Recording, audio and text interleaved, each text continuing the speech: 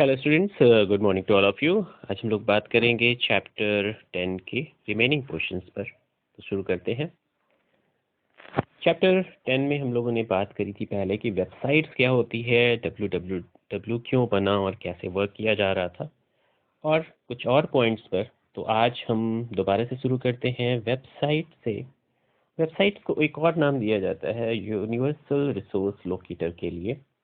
तो websites use इसीलिए करी जाती हैं कि उनकी एक खास लोकेशन होती है जहाँ पर इंफॉर्मेशंस को रखा जाता है, और उनको पहचानने के लिए जो नाम दिया जाता है, क्योंकि एक तो होता है वेबसाइट्स का एड्रेस और एक होता है उसका name.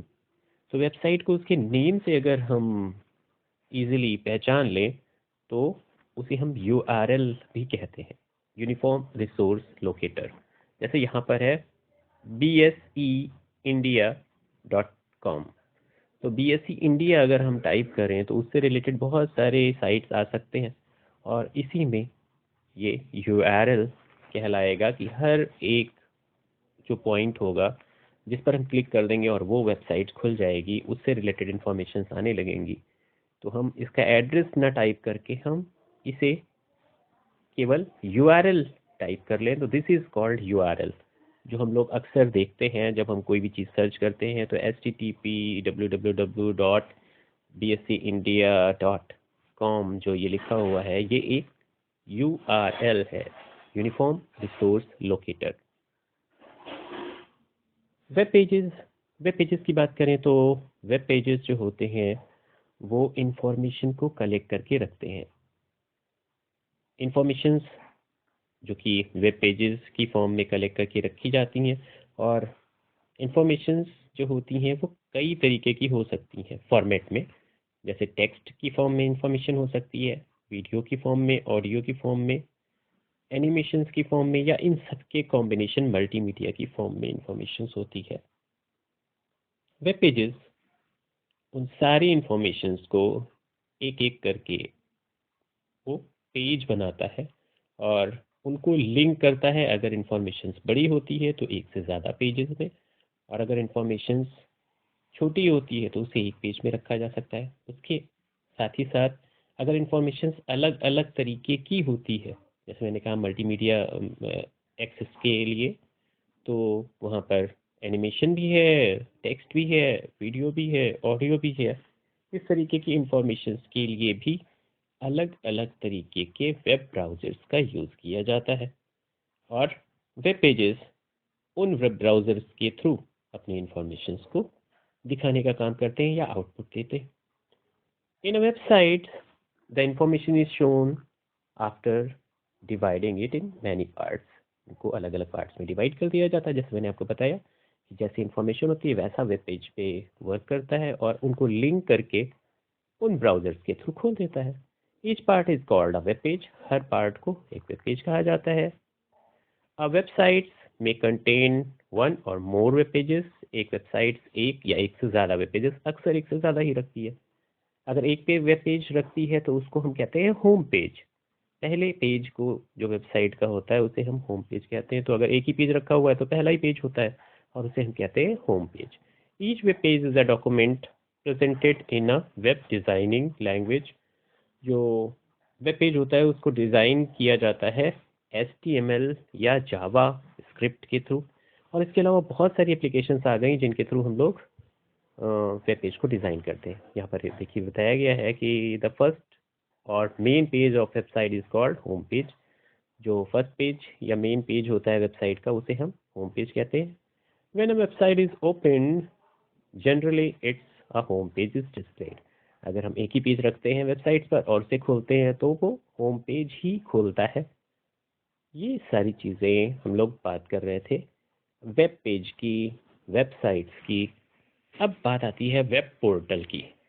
Some websites host other websites, they contains the URL hyperlink of other websites. जब एक वेबसाइट पर किसी दूसरी वेबसाइट्स का लिंक दिया हो कि आप यहाँ क्लिक करिए और आपको ये इंफॉर्मेशन मिल सकती है, तो इस तरह की चीज़ें जहाँ पर आपको दिखाई पड़ती हैं, जहाँ पर आपको लिंक पेजेस के लिए ऑप्शंस मिलते हैं, उन्हें हम कहते हैं पोर्टल। या ऐसी जगह जहाँ से आप इंफॉर्मेशंस को दूसरी जगह की इंफॉर्मेशंस को भी लिंक करते हैं, हाइपर लिंक की पोजीशंस होती है, उसे हम पोर्टल कहते हैं. Such websites are called web portal. In other words, a web portal has a hyper links. तो वेब पोर्ट को हम दूसरे शब्दों में कह सकते हैं कि वो हाइपर लिंक्स होते हैं to other websites. By clicking upon these like the corresponding websites can be opened. इन पर क्लिक करते ही उनसे रिलेटेड वेबसाइट्स खुल जाती हैं. There are many popular web portals. हमारे पास बहुत सारे पॉपुलर वेब पोर्टल्स हैं, जैसे yahoo.com हम लोग याद वर्क करते हैं ज़्यादातर. याहू पे, इंडिया टाइम्स पे, गूगल पे, रेडिट पे, इस तरीके की ये वेब पोर्टल हैं जहाँ पर दूसरे वेबसाइट्स के लिंक दिए गए होते हैं, जहाँ से हम दूसरी वेबसाइट्स पर जा सकते हैं. The services related to the email accounts, searching websites, chatting and providing news etcetera, ये सारे के सारे जो होते हैं वो वेब पोर्टल के तरीके से काम करते हैं. जैसे आपने गूगल खोला तो ऊपर हेडिंग्स होती हैं, entertainment, games and so on, views, images. ये क्या है? ये उससे रिलेटेड इंफॉर्मेशन है, या किस तरीके की वेबसाइट पर आप जाना चाहते हैं. केवल इमेज देखना चाहते हैं, केवल टेक्स्ट देखना चाहते हैं, वीडियो देखना चाहते हैं, या क्या देखना चाहते हैं. तो उस तरीके की ऑप्शन से जब आप क्लिक करते हैं गूगल के, तो वो उनसे रिलेटेड वेबसाइट खोल देता है, और उनसे रिलेटेड वेबसाइट्स को खोलने के लिए उस तरीके का ब्राउज़र यूज़ करता है. अगर वीडियो ब्राउज़र वीडियो आप खोलना चाह रहे हैं, ऑडियो ब्राउज़र ऑडियो अगर खोलना चाह रहे हैं, इस तरीके से वो वेब पोर्टल आपकी हेल्प करता है कि ब्राउज़र कौन सा यूज़ करें और किस तरीके से आप उस इंफॉर्मेशन तक पहुंच पाएँ. Protocol is a set of rules that is followed by an entity to operate in a particular domain. Domain के बारे में अगर हम बात करें तो जो याहू के साथ में ये डॉट कॉम लगा हुआ है या india.com लगा हुआ है, ये बताता है कि ये एक डोमेन है. yahoo.com एक डोमेन है. ऐसे ही google.com एक डोमेन है. मतलब अगर आपको काम करना है गूगल पे, तो गूगल का अकाउंट आपको बनाना पड़ेगा, और अगर आपने वो अकाउंट नहीं बनाया तो आप उस पर काम नहीं कर पा रहे. तो इस तरीके से अगर हम किसी पोर्टल के पूरे फीचर्स को यूज़ करना चाहें तो हमको वहाँ अकाउंट बनाना पड़ता है, मतलब उसके डोमेन का पार्ट बनना पड़ता है. सपोज़ करो आप एक स्कूल में एडमिशन ले रहे हो, तो आपको उसके डोमेन में जाके अपने आप को रजिस्टर करवाना पड़ेगा, तभी तो आपके उसके फीचर्स को ले पाओगे. वरना आप जाके विजिट करके आ सकते हो, लेकिन आप उसके यहाँ के सारे फीचर्स को यूज़ नहीं कर सकते. तो अगर आप उस स्कूल के स्टूडेंट हैं तो आप वो उसके डोमेन के अंदर हैं, मतलब उस स्कूल का पार्ट हो गए. और अगर आप उसके मेंबर नहीं है, स्टूडेंट नहीं है, तो आप विजिट कर सकते हो, जा सकते हो वहाँ, लेकिन उसके फीचर्स को यूज़ नहीं कर सकते, तो आप डोमेन का पार्ट नहीं हो. World wide web build up set up a rule of hyper transfer protocol. जो वर्ल्ड वाइड वेब है उसने बनाए थे कुछ रूल्स और रेगुलेशंस जो कि हाइपरटेक्स्ट ट्रांसफर प्रोटोकॉल के तौर पे जाने जाते हैं. HTTP हमने शुरुआत में दिखाया ही आपको कि जब हम वेबसाइट पर URL टाइप करते हैं तो सबसे पहले HTTP टाइप होता है, फिर www, फिर आगे सारा वर्क होता है. तो ये सारी चीज़ें हम लोग वेब पोर्टल के थ्रू देख सकते हैं. रूल्स और रेगुलेशंस फॉलो किए जाते हैं. We follow the rules and regulations in order to able display their content on the computer. तो उसकी मदद से हम लोग उसके कंटेंट को देख पाते हैं. अगर प्रोटोकॉल्स ठीक से काम नहीं करता तब आप नेट नहीं ओपन कर पाते, या नेट आपका सही से नहीं चलता, या स्पीड स्लो हो जाती है. ये सब कुछ प्रोटोकॉल्स पर डिपेंड करता है. अब बात करते हैं वेब एड्रेस की. तो वेब एड्रेस या URL, जिसे हमने एक नाम दिया, वेब एड्रेस दो तरीके का होता है. एक को हम कहते हैं IP एड्रेस. IP एड्रेस जो होता है वो नंबर्स की फॉर्म में लिखा जाता है, जैसे 212.4.3.15. ये देखिए डॉट मैंने 3 जगह पे डॉट लगाया है. एक position first, second position, third position and fourth position. इन चारों को मिलाकर एक आईपी एड्रेस कहलाता है। आईपी एड्रेस का मतलब होता है इंटरनेट प्रोटोकॉल, इंटरनेट को खोलने का रूल्स और रेगुलेशंस, जिसके लिए आपको एड्रेस होना ज़रूरी है, और ये है उसका एड्रेस।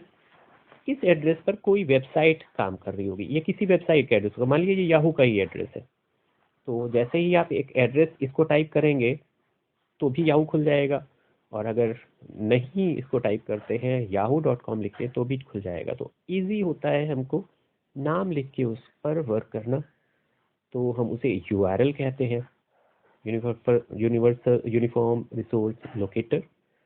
तो यूनिवर्सल इसलिए हम कह रहे हैं कि पूरे यूनिवर्स में उस तरीके के एड्रेस को रिपीट नहीं किया जा सकता या मैच नहीं करता है।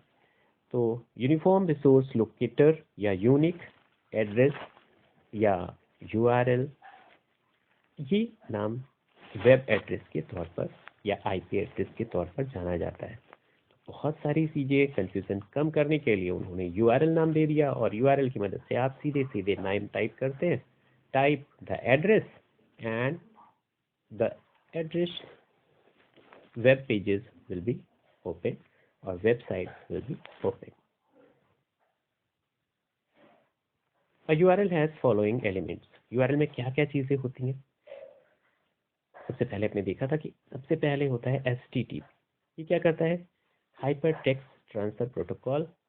ये किस तरीके का टेक्स्ट है, आप में टेक्स्ट एनिमेशंस का है, वीडियो का है, उसको सर्च करने के लिए, उसके रूल्स को देखने के लिए कि वो किस ब्राउज़र पर खुलेगा, इसके लिए ये URL का पहला पार्ट काम करता है। इसे कहते हैं हाइपर टेक्स्ट ट्रांसफर प्रोटोकॉल। फिर उसके बाद आता है www, ये वेब पेजेस को ढूंढता है, वेबसाइट्स के वेब पेजेस को ढूंढता है। फिर तीसरा, जब उस वेबसाइट पे पहुंच जाता है, जैसे याहू पर पहुंच गया, नेम द वेबसाइट्स, और फिर उसका कौन सा डोमेन पार्ट है, तो .com या कॉमर्शियल पार्ट आप यूज़ कर रहे हो, तो याहू के कॉमर्शियल पार्ट के तौर पर। और इन सबको सेपरेट करने के लिए हम डॉट का यूज़ करते हैं, और इस तरीके से 4 पार्ट्स में यूआरएल को डिवाइड किया गया है। पहला पार्ट प्रोटोकॉल से रिलेटेड, दूसरा सर्वर को खोजने में, तीसरा वेबसाइट्स को पहुंचने में, और चौथा उस वेबसाइट्स का मेंबर बन के आप उसको यूज़ में लेने के लिए। इन सब पार्ट्स को सेपरेट किया गया है, एक को डबल स्लैश से, HTTP डबल स्लैश, फिर उसके बाद में कोलन, और उसके बाद डॉट का यूज़ किया गया है।